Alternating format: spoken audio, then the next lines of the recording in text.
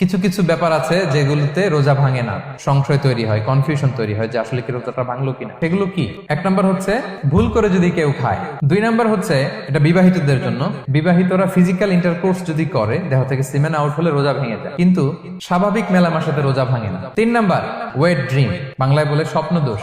ঘুমের মধ্যে এমন কিছু দেখলেন ফলে আপনার সিমেন আউট হলো, আপনার রোজা ভাঙবে না, শুধু আপনি ঘুম থেকে উঠে ফরজ গোসলটা করে নিলেই হবে। চার নাম্বার হচ্ছে ব্লাড টেস্ট, ব্লাড টেস্ট করলে রোজা ভাঙে না। পাঁচ নাম্বার হচ্ছে অনিচ্ছাকৃত বমি। ছয় নাম্বারে নোজ ব্লিডিং, নাক দিয়ে রক্ত ঝরলে মানুষের রোজা ভাঙে না, আনলেস যদি অনেক বেশি অ্যামাউন্টের হয়, আপনি ক্লান্ত হয়ে পড়েন, তখন তো আপনি রোজা ভাঙতে পারেন। সাত নাম্বার রোজা রেখে দাঁত ফেলতে পারবো কিনা, দাঁত ফেললে যে রক্ত বেরোয় এতে রোজা ভাঙে না। আট নাম্বারটা হচ্ছে ইনজেকশন, রোজা রেখে ইনজেকশন দেওয়া যাবে কিনা। কিছু কিছু ইনজেকশন দেওয়া যাবে, কিছু কিছু দেওয়া যাবে না। কোনগুলো দেওয়া যাবে না?